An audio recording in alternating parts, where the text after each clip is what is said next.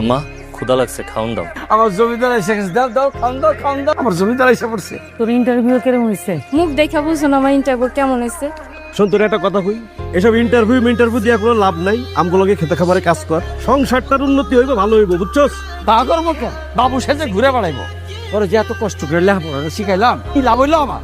আশেপাশে সব পোলাপানের চাকরি হয়ে গেছে, আর তোর চাকরি হয় না কেন? তোরা বাপের কান্দে বসে কতজন খাবি? আর খাইতে দাও, পেট ভরে দাও, গিলুক। মা তুমি খাবার খাওন দিবা? আমি কি তোর বাপের চাকর? নিজে লইয়া খাইতে পারস না? রিয়া, আমার সাথে একটু দিয়া দিস তো বোন, কালকে আরেকটা ইন্টারভিউ আছে। শোনো ভাইজান, আমি না ওর চাকর না। কালকে সকালে কলেজের একটা পিকনিক আছে, 1000 টাকা তুমি জোগাড় করে দিতে পারবা? আবার কই শার্ট ধুয়ে দিতে। আম্মা এই ডাল ছাড়া কি আর কোনো তরকারি নাই? তোর কপালে যে ভাত ঢুকছে, এই আল্লাহর কাছে শুকরিয়া কর। মা তোমরা সবাই মিলে আমার সাথে যে ব্যবহার শুরু করছো, আমি তোমাকে নিজের পোলা না, আমি তোমাকে সব পোলা। তুই যদি নিজের পোলা হইতি, পুরা বাপ আর বড় ভাইয়ের ঘাড়ে বইসা খাইতি না। একটা দামড়া পোলা হইয়া কেমনে কামকা না করে তাও পয়সা পয়সা খাইতে লজ্জা করে না? লজ্জা করবো কেন? তাতে খামারে যদি কামে যায় তার রং ময়লা হয়ে যাবো না? জন্য স্কিনটারে সুন্দর রাখে। তুই যোগ যেদিকে দেখোস যাস না কেন? বাইরে যা বাড়ির থেকে, তাইলে একটা আপদ বিদায় হইব।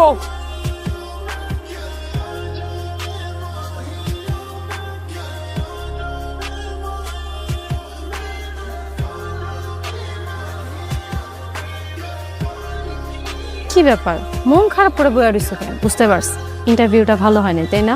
এতে মন খারাপ করার কি আছে? কিছু হয় নাই, কাল হইব। আমার মনে হয় না সেই কাইটার কোনোদিন আই। তো 3টা বছর ধরে কত জায়গায় ইন্টারভিউ দিয়ে গেলাম, কোনো জায়গায় চাকরি হইল। আর এই লোকজন তো এখন আমার সহ্যই করতে পারে। জানো আম্মা আজকে কি কইছে? নাকি আপদ আমি বাড়ির থেকে যদি বিদায় হয়ে যাই তাহলে তারা বাস। সাসি এসব রাগের মাথায় কইছে। তুমি কিন্তু হাল ছাইরো না, আর কেউ থাকুক না থাকুক, আমি কিন্তু তোমার পাশেই আছি। আমার বিশ্বাস একদিন তোমার ভালো একটা চাকরি হইব। তাই না? বারানসো আবার টাবার কি, ইন্টারভিউ দিতে গেলে একটু ফিট হাট হয়ে যাইতে হয়। কি আনছো আজকা? তুমি খুইলা দেখো। কিন্তু একটা কথা কত জান না, এমনি কইরা আর কয়দিন? যতদিন না তোমার একটা ভালো চাকরি হয়, তা একবার যদি ভালো একটা চাকরি হয়ে যায়, সুদে আসলে কিন্তু সব ফেরত নিবে। আমার মনে হয় না তুমি সুদে আসলে আর ফেরত নিতে পারবে। আমি যা বুঝলাম, মামা চাচা ছাড়া চাকরি পাওয়াটা অসম্ভব। আমার মনে হইতেছে কি শেষমেশ আব্বা আর ভাইয়ের লগে আমার ওই ক্ষেত খামারে কাজই করানো লাগবে। এত কিছু না ভাইবা, কালকের ইন্টারভিউ নিয়ে ভাবো। তোমার ভাই যে প্রেম করে সেটা কি জানো? কি কইলা তুমি? জি, মাইয়াটার নাম জান্নাত। সেই মাইয়া আবার তোমার ভাইরে প্যান্ট শার্টও গিফট করে। মাইয়া যখন দেখবো কোনোভাবেই তোমার ভাইয়ের কোনো চাকরি হইতেছেই না, তখন এই মাইয়াই বুদ্ধি দিব যে যাও বাপের সম্পত্তি বুঝা নাও। এই একটা কথা কত, মেয়েটার কি হুশ জ্ঞান বলে কিছু নাই? তোমার এই বাদাই মেয়ে বেকার পোলারে কেমনি ভালোবাসলো সে? মায়ের এলাকা যদি আরেকটু বিয়ে হয়ে যায় তাহলে কেমন হবে? কি লোক! আর বাপের তো বিয়া দেওয়ার লাগে নাচতেছে, দাই দাই করে নাচতেছে। তোমার পোলার কি আছে? চাকরি নাই বাকরি নাই, কোনো কাজ কাম করে না, আর বাপে বিয়া দিব। এখন যদি তারা দুজনে ভাগ্য যায় বিয়ে করে, 14 গোষ্ঠী ধরে জেলের ভাত খামু, আয়ার বাপ তার বসে থাকবো না। এটা তো করুন যাবো না, তাহলে আমি কি করবো? তোমার ফুসলা ফুসলিতে তার একদূর পড়াইছি আমি। মুন্ডা করতেছে গাছের লাগে ঝুলাইয়া জুতা দিয়ে পিটিয়া লম্বা করে দে। এই বান্দরটা কো? এত রাইতে হবে আর ডাকার দরকার নাই, কাল সকালে আবার ইন্টারভিউ আছে। ইন্টারভিউ দিতে দিতে তো বুড়া হয়ে গেল। আর কয়ে দিও কালকে হলো শেষ ইন্টারভিউ। এত বড় জোয়ান ফোলা ঘুরে বেড়িয়ে খাইবো।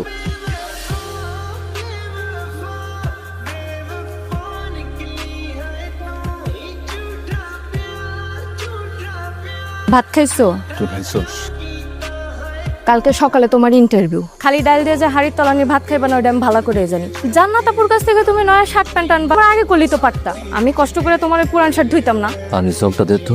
নাও, খা উদ্ধার কর। খাস না কেন? খা। একটা বার খোঁজ লইছস যে আমি ভাত খাইছি কিনা? আমি খালি বকাই দেই, বকা জগাই করি। করুন না কেন? তোর যে এত লেখাপড়া করাইছি, আমি কিলা বুঝে কত? তোর বাপে গরু ছাগল বেচে তোর আমি পাস করাইছি। এই বুড়া মানুষটা এখনো খেতে কামারে কাজ করে, তোর কি একটু মায়া হয় না? তোমার কি মনে হয় চাকরি পাওয়াটা খুব সোজা? চাকরি পাইতে গেলে একটা খুঁটি জোর লাগে। আমার তো আমার বাপের গোষ্ঠী, আমার মার গোষ্ঠী তেমন কেউ নাই যে আমার একটা চাকরি দিয়ে দিব। তোমরা তো হাতে 20 লাখ টাকা নিয়ে বসে থাকো নাই, এই টাকাটা ঘুষ দিব আর একটা চাকরি লয়ে আলুম।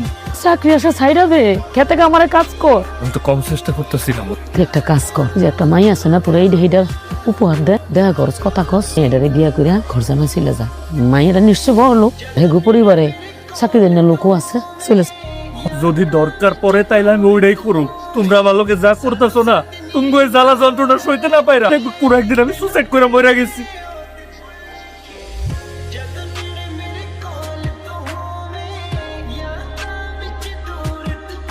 আর বেস্ট অফ লাক জানাইতে আসলাম। আর বেস্ট অফ লাক। এরকম মুড অফ করে গেলে কি হইব কও? মুড হইতে হইব সাঙ্গা সাঙ্গা। মানে কিন্তু নতুন শার্ট প্যান্টে মাশাআল্লাহ সুন্দরই লাগতেছে। আমার মনে হইতেছে এই ইন্টারভিউটা তোমার ভালো হইব। এটা রাখ। আমার না সবসময় তোমার কাছ থেকে টাকা নিতে খুব অস্বস্তি লাগে। খারাপ লাগানোর কিছু নাই, একবার চাকরিটা হয়ে গেলে শুধু আসলে সব আমি ফেরত নিব। আমার একটা কথা কত, একটা মানুষ এত ভালো কেমনে হয়? তাহলে এইসব কথা বাদ দিয়া ইন্টারভিউ দিতে যাও। যাও। আব্বা, মা, ভাইজান, কি হয়েছে সিলেটেছিস কেন? হ্যালো সুপার অ্যাসিস্ট্যান্ট, কথা ক, কি হয়েছে? সমস্যাটা কি? আমার চাকরি হয়েছে। হ্যাঁ, আলহামদুলিল্লাহ। তো কইতেছিস ভাই? হ ভাইজান, সত্যিই কইতাছি। ভাইজান বেতন কত? 50,000 টাকা। আম্মা, আপনার এই কাক ডাকার ঘটনা তাহলে সত্য হইলো? কইছিলাম না, তখন তো বিশ্বাস করছিলে না। বাজান তুই ভয়, আমরা একটু বাজারে যাই। বাজারে যাই একটা বড় দেখে রুই মাছ নিয়ে আয়। আমাদের আরিফ তো গরু মাংস পছন্দ করে, গরু মাংস কিনতে হইব না? বাবলাম চলো তো, চলো চলো চলো চলো। চাকরিটা যে পাইছি তুমি খুশি হয়েছো? খুব খুশি হয়েছি, খুব খুশি হয়েছি। গত 3টা বছর ধরে তুমি চাকরির জন্য কত চেষ্টা করতেছো। আব্বা ভাইজান দুজন মিলে বাজারে গেছে, রুই মাছ আর গরু মাংস কিনে আনবে। ভাবি কোনোদিন আমার এক গ্লাস পানি ঢেলে খাওয়ায় নাই, তাহলে তার কলিজাটা আমার রাইন্দা খাওয়ায়। এটাই নিয়ম, এমনই হয়। পুরুষের পরিচয় আসলে টাকায়। আমার কি তোমার এমন মনে হয়? তুমি জান্নাত যদি আমার জীবনে না থাকতা, তাহলে আমার জীবনে কতগুলো ইন্টারভিউ আমি দিতে পারতাম। আমার ইন্টারভিউর আগে সব সময় আমার পকেটে টাকা গুছা দিচ্ছ, তুমি জামা কাপড় কিনা দিচ্ছ। আমি গরিব বেকার, এটা চাই নাও আমারে ভালোবাসছো। আমি তো তোমার কখনো কিছু দিতে পারি নাই, কোনোদিন কিছু চাও নাই। তুমি সবার থেকে আলাদা। আমি অনেক ভাগ্যবান তোমার মতো কাউরে আমার জীবনে পাইছি। তুমি যদি আমার জীবনে আমার বউ হয়ে আসো, আমার থেকে ভাগ্যবান আর কেউ হইব না।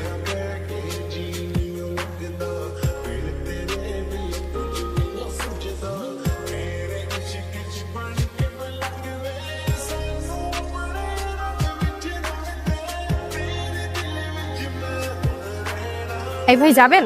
জামু। তুমি এই তোমার 50,000 টাকা দামের বেতনের চাকরি মিথ্যাবাদী? তুমি আমার ভুল বুঝতেছো, আমার কথাটা শোনো তাহলে বুঝতে পারবো। অটো তো উঠো। তুমি নিজ চোখে না দেখলে তুমি তো আমার ধোকাই দিয়া যেতা। তোমার আর কত ধোকা দিছো? আমি তোমার কোনো ধোকা দেই নাই, মানতাছি আমি আমার চাকরি লইয়া মিথ্যা কথা কইছি। কথা শুনলে তারপর বুঝতে পারবা। আল্লাহর দোহাই লাগে, অটো তো। বাড়িতে দিনকে দিন আমার জীবনটা নরক হয়ে উঠতেছিল। আপন মা বাবা ভাই বোন তা এমন আচরণ করতেছিল, পয়সা থাকার একটা ইচ্ছা সেটাও নষ্ট হয়ে গেছিল। এই দুনিয়াতে সংসারে পুরুষ মানুষের মূল্যায়ন হয় তার টাকার উপর। নিজের বাড়িতে নিজের একটা থাকার জায়গা ছিল না, আপন মা বাবা আমার ভালোবাসতো না, আর তাই তোমার কাছে সত্যটা লুকিয়ে রাখছি। কিন্তু আমি তো সব সময় তোমার পাশে আসছিলাম। তুমি আমার কাছে মিথ্যা কথা কইলা কেন? আমার কাছে মিথ্যা কথা কওয়াটা তোমার একদমই উচিত হয়নি। আমি তো যে কোনো পরিস্থিতিতেই তোমার পাশে আসছিলাম। আমি জানি সব পরিস্থিতিতে আমার সাথে আসিলা। চাকরিটা যেহেতু হয়ে গেছে, কদিন পর পিয়ারাও করে ফেলাম। দেখা যাবে না। আমি আসি তাইলে। হ্যাঁ,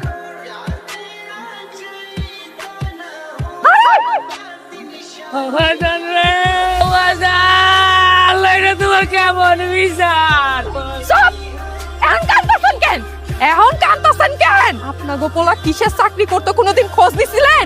খালি তো মাসটা শেষ হলে বেতন গুনছেন। আপনার অত্যাচারের কারণে সে চাকরির নাম কইরা অটো রিক্সা চালাইতো। না তোমার লাগে একটা সুখবর আছে। আমার লেখা সুখবর? নিজেই ফিরা দেখো, সত্যি সত্যি তোমার চাকরি হয়েছে? ওসিএম কোম্পানির থেকে জয়নিং লেটার পাঠাইছে, বেতন 50,000 টাকা। এবার বিশ্বাস হয়েছে তো? আর মাত্র 6টা দিন চালামু, 8 দিনের থেকে অফিসে রইয়া অফিসে যাবো। ঠিক আছে, ঠিক মতো একটু কান পর্যন্ত দিতেন না, ওর জায়গাটা পর্যন্ত দিতেন না, আর লোকে ঠিক মতো করে একটু কথা পর্যন্ত কইতেন না। ও অত্যাচারের থেকে বাঁচার লেগা সে চাকরির ভান করতো, যাতে করে আপনারা তারা একটু ভালোবাসা দেন। এই যে দেখেন, সত্যি সত্যি তার চাকরি হয়ে গেছিল। 7 দিন পরে জয়েনিং, 50,000 টাকার বেতন। ভালো কইরা পোলার চাকরির বেতন খান। আপনারা সবাই মিলে আরে